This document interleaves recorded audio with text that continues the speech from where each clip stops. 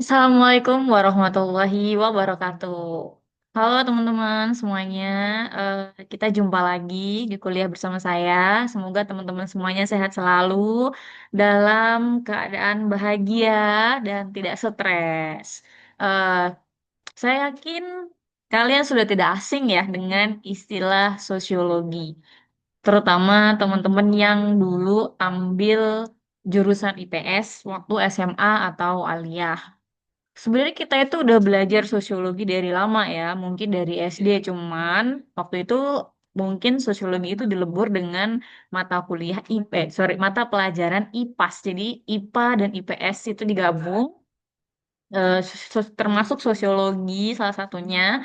Terus di SMP sudah mulai ada IPS, cuman di SMA sekarang sudah mulai sub cabang ilmunya tersebar, ada geografi, ada sosiologi, ada ekonomi, kebumian, dan segala macamnya. Nah, khusus kali ini kita akan membahas bagaimana sih sosiologi. Sebenarnya kita sejauh mana kenal dengan sosiologi gitu ya. Oke.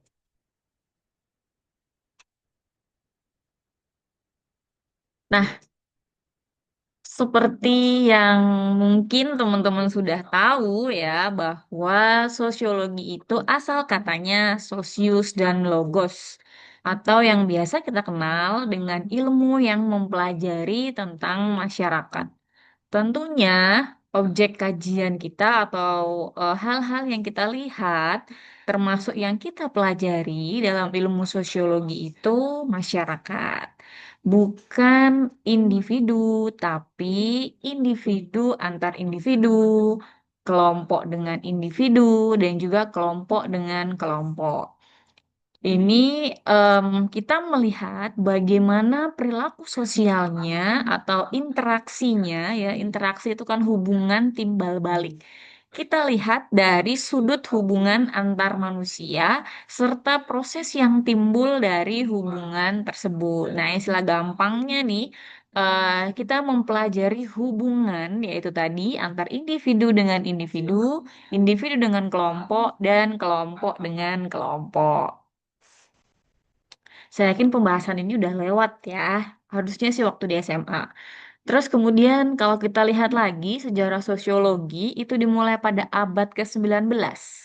Ada seorang tokoh yang bernama Auguste Comte ya. Jadi beliau itu dalam bukunya Cours de Philosophe Positif tahun 1838 mencetuskan istilah sosiologi. Ya, memang saat itu lebih memiliki konotasi sebagai fisika sosial karena ilmu-ilmu alam atau ilmu-ilmu eksak itu muncul terlebih dahulu. Nah, memang banyak kita kenal bahwa Auguste Comte ini adalah salah satu tokoh pencetus sosiologi dari Barat ya. Ingat, ini dari Barat yang diakui oleh ilmu pengetahuan memang dari Barat. Kemudian di Indonesia sendiri kuliah sosiologi pertama itu disampaikan di UGM ya. Pertama kali oleh Pak Sunario Kolopaking tahun 1984. Nah, kalau dari timur sebenarnya sudah ada em, namanya Ibnu Khaldun. Jadi Ibnu Khaldun ini teman-teman kalau bisa melihat membuat buku yang berjudul Muqaddimah. Ini bisa dilihat ya di sebelah atas pojok. Jadi kitab Muqaddimah ini menjelaskan tentang asobiyah. Teori asobiyah ini menjelaskan tentang solidaritas. Apa sih itu solidaritas? Nah, saya yakin teman-teman sudah nggak asing lagi dengan solidaritas, itu berarti kan rasa memiliki, rasa kesetiakawanan, ya kan, rasa memiliki nasib yang sama. Nah, itu asobia. Jadi, kalau kita lihat sebenarnya awalnya mungkin Ibnu Khaldun itu sudah mencetuskan di awal. Cuman memang yang diakui oleh Barat itu tentunya dari Auguste Comte. Karena ilmu pengetahuan itu, terutama di sosiologi, banyak tokoh-tokoh yang berkembang dari negara Barat. Nah, terus kemudian kenapa sih kita tuh harus belajar sosiologi ya? Banyak orang menganggap bahwa sosiologi itu ilmu yang abstrak. Kenapa abstrak?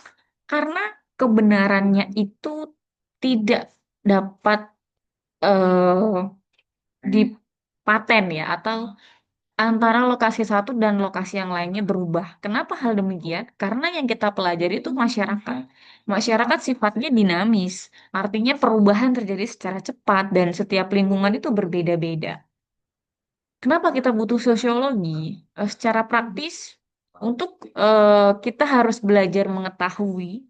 Setelah kita mengetahui, kita identifikasi dan kita cari solusi tentang permasalahan sosial. Permasalahan sosial itu permasalahan yang ada di sekitar kita. Nah, ini yang perlu kita garis bawahi bahwa sosiologi dari awal mengasumsikan bahwa tidak semua transformasi modern itu bermanfaat atau diharapkan. Kemajuan zaman, kemajuan teknologi ya, itu tidak semuanya bermanfaat. Nah, karena itu kita sebagai seorang sosiolog harus memberikan informasi, harus memberikan warning kepada semua lapisan masyarakat, khususnya orang-orang yang em, memiliki kemampuan, memiliki kekuasaan untuk mengambil kebijakan. Tentang apa? Tentang bahaya yang tersembunyi di balik proses kemajuan transformasi itu, transformasi modern, teknologi, dan segala macamnya. Serta kita seorang sosiolog juga harus memberikan solusi untuk kalau mencegah mungkin agak sulit ya, mengusulkan bagaimana supaya kerusakan itu dapat diperbaiki atau dapat diminimalisir.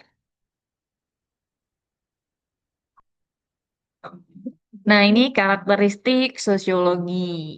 Saya yakin teman-teman pasti lagi-lagi sudah hafal dengan apa yang saya sampaikan, bahwa sosiologi itu tidak terjebak di masa lampau. Sosiologi juga tidak terjebak di masa depan. Tapi sosiologi terjebak di masa kini. Kita hanya belajar apa yang terjadi saat ini, bukan masa lampau. Kalau masa lampau itu pasti sejarah, kalau masa depan itu nanti sudah berbeda lagi konteksnya ya. Nah, terus yang kedua, melihat segala sesuatu melihat segala sesuatu dari berbagai sudut pandang. Ini yang paling penting ya. Jadi kita tidak bisa melihat suatu fenomena atau suatu gejala sosial hanya dari sudut pandang tertentu, tapi harus berbagai sudut pandang. Gimana kalau kita jadi dia, gimana kalau kita jadi tetangganya atau apa dan segala macamnya. Yang ketiga, sosiologi juga menjelaskan suatu fenomena secara objektif. Nah, kita tidak melihat baik dan buruknya, benar dan salahnya. Contohnya kemarin ya, isu-isu yang saat ini mungkin sedang beredar. Kalau teman-teman mengikuti, Indonesia mengikuti Board of Peace, ya. Jadi salah satu organisasi internasional. Atau kalau teman-teman melihat itu penusukan mahasiswa di UIN Suskariau ya. Kita tidak melihat benar dan salah, tapi kita melihat suatu fenomena itu dari berbagai sudut pandang. Kenapa sih kok bisa terjadi peristiwa itu di kampus? Kenapa tidak di kos, misalnya? Kenapa tidak di warung? Atau dan faktor-faktor lainnya. Dan konon ceritanya itu kan sudah direncanakan gitu ya, kalau kata polisi. Sudah direncanakan, kenapa baru eksekusinya ini, apa penyebabnya? Kenapa si pelaku mau menusuk korban dan segala macamnya ya. Nah, terus yang selanjutnya adalah ilmu yang didasarkan pada pengamatan di lapangan. Nah, untuk mendapatkan data tentang mahasiswa UIN Suskaryau itu, kita tidak hanya mengamati dari media sosial, tapi kita harus ketemu langsung, kita harus lihat lingkungannya, jadi kita nggak bisa just by cover atau just by media sosial. Karena media sosial itu sekarang gampang banget dikendalikan. Dulu di awal, hari pertama itu waktu yang berita pertama yang penusukan mahasiswa UIN Suskaryau itu kan bilangnya korban dengan pelaku itu hanya sebatas dekat dan hanya sebatas teman. Tapi kemudian di hari berikutnya kita ditemukan fakta terbaru bahwa mereka ternyata mungkin lebih dari teman ya. Bahkan ada video yang beredar tentang kebersamaan mereka. Oke lah. Nah, terus selanjutnya kita belajar tentang ruang lingkup sosiologi. Jadi sosiologi itu ada banyak ya, ada banyak jenisnya, ada banyak ruang lingkupnya, ada sosiologi pedesaan, industri, medis, perkotaan, wanita, keluarga, agama, pendidikan, seni, dan segala macamnya. Tentunya kalau sosiologi perdesaan berarti mempelajari masyarakat desa. Kalau sosiologi industri berarti mempelajari masyarakat industri. Sosiologi agama berarti belajar tentang masyarakat yang beragama dan segala macam. Oke, kita nggak akan bahas lebih jauh tentang ini karena kita akan bahas sosiologi secara umum. Nah, terus kemudian yang selanjutnya adalah fokus kajian permasalahan sosiologi secara makro ya. Nah, ini kalau kita lihat masalah yang terjadi yang pertama ya karena faktor ekonomi. Faktor ekonomi, kemiskinan dan pengangguran. Kalau kita lihat bersama, kita amati kemiskinan itu kok dari dulu tidak pernah habis-habis. Nah, kok selalu saja ada pengangguran? Kenapa?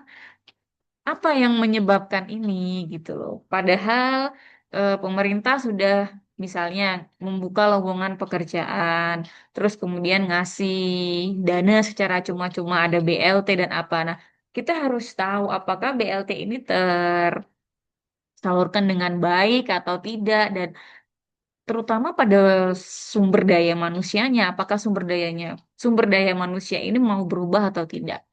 Terus yang selanjutnya adalah masalah yang terjadi karena faktor kesehatan. Nah, ini kalau teman-teman masih ingat zaman COVID ya, yang kita kaji di sosiologi bukan bagaimana penyebaran COVID itu terjadi, tapi bagaimana interaksi antar individu ketika COVID ini terjadi. COVID itu kan termasuk penyakit menular ya, terus kemudian muncul di situ interaksi masyarakat virtual. Jadi masyarakat lebih berinteraksi melalui media seperti WhatsApp, terus Instagram, ya, kemudian perkuliahan juga jadi ada daring ya. Terus teman-teman mungkin masih SMA ya, waktu itu atau masih SMP gitu. Jadi kuliahnya secara apa sekolahnya secara online. Nah, itu kita akan mengkaji bagaimana pola interaksi yang timbul. Terus kemudian yang selanjutnya masalah yang terjadi karena faktor psikologi. Nah, sebenarnya kalau stres itu kan memang benar-benar itu dikaji secara psikologi. Nah, sosiologi di sini melihat kenapa sih kok bisa terjadi penderita stres atau misalnya meningkat? Kenapa meningkat? Apakah itu hanya terjadi pada mahasiswa semester 8 yang tugas akhir atau bahkan mahasiswa awal yang semester 1 sudah stres, aduh aku dapat nilai D misalnya.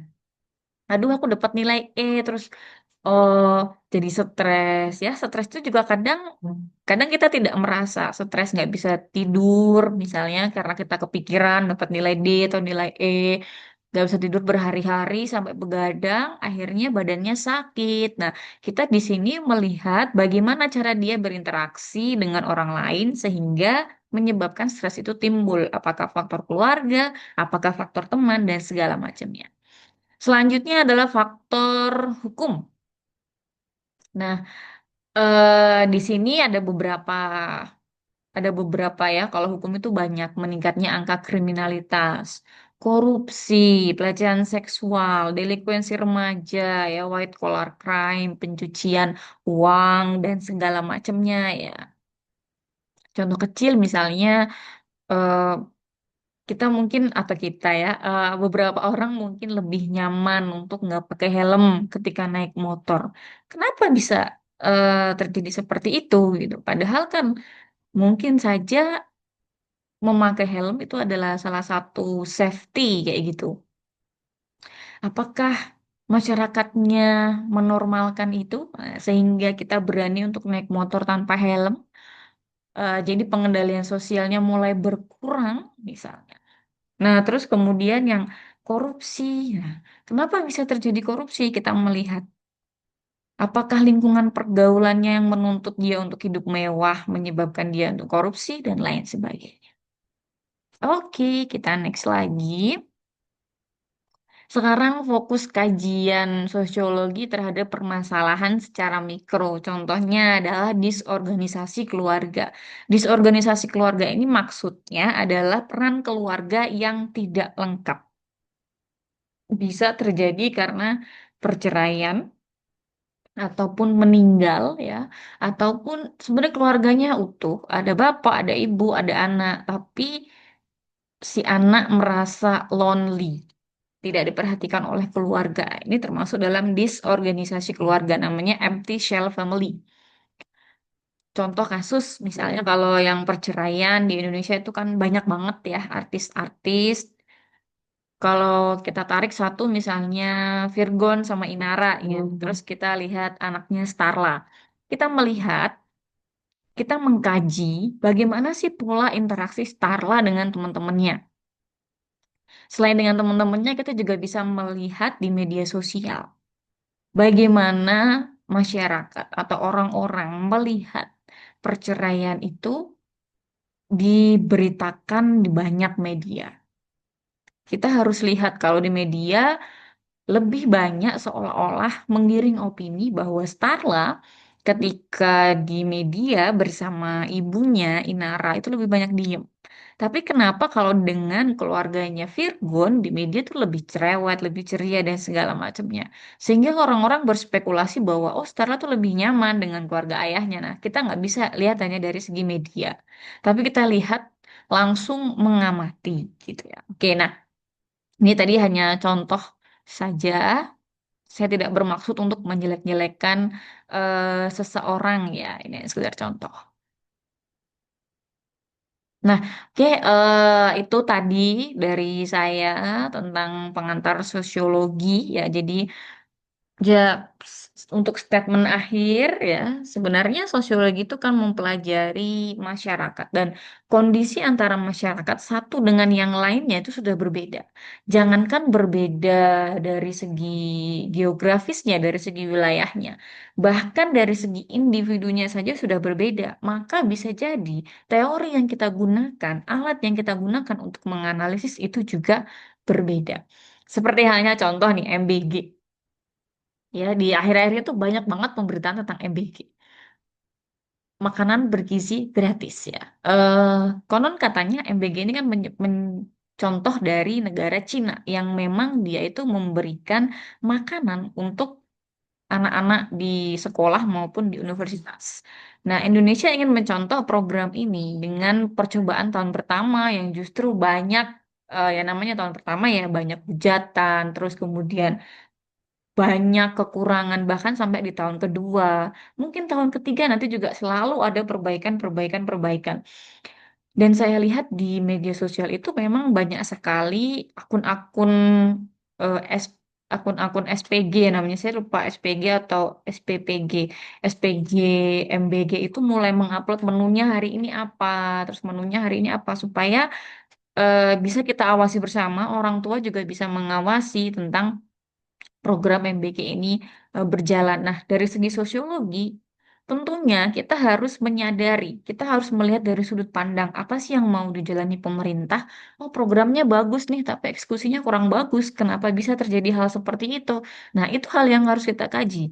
Apakah MBG ini banyak memberi manfaat untuk anak-anak kita ke depannya, ataukah justru menjadi ladang untuk korupsi misalnya? Nah, pertimbangan-pertimbangan itu yang harus kita gali data di lapangan. Kenapa bisa terjadi keracunan? Apa yang menyebabkan terjadi keracunan? Nah, kita lihat Kalau dari segi ekonomi, MBG itu banyak memberikan peluang kerja kepada masyarakat. Tapi di satu sisi, ternyata itu adalah sebuah black hole yang hujatan tiada henti, korupsi tiada, peluang korupsi yang tinggi dan segala macamnya. Kalau kita hubungkan dengan sisi geografi, pasti teman-teman tahu di Kudus itu kan banyak terjadi masalah tentang ekologi ya, masalah lingkungan, masalah kebersihan, sampah plastik di mana-mana. Waktu itu banyak orang bilang, kenapa sih pabrik plastik itu tidak ditutup saja? Daripada melarang masyarakat untuk mengurangi penggunaan plastik, kenapa tidak pabrik plastik yang ditutup? Maka semua persoalan akan selesai. Nah, kita harus lihat dari sudut pandang si eh, pemegang industri plastik, ya. Entah itu mulai dari pimpinan perusahaan atau pekerjanya. Bayangkan jika pabrik plastik itu ditutup, berapa banyak orang yang akan di PHK, berapa banyak orang yang akan kehilangan pekerjaan, bahkan mungkin sampai kehilangan nyawa gitu. Jadi itu tadi yang saya bilang bahwa suatu fenomena itu memang tidak bisa kita lihat dari satu sisi ya, tapi harus dari berbagai sudut pandang gitu. Pun kalau kita menemukan sesuatu, kita harus menempatkan bahwa jangan hanya dari sudut pandang kita sebagai orang ketiga. Kita harus pandang gimana kalau kita jadi korban, gimana kalau kita jadi pelaku, dan segala macamnya. Oke, sekian untuk materi kita hari ini. Sampai jumpa di materi selanjutnya. Bye. Assalamualaikum warahmatullahi wabarakatuh. Semoga bermanfaat.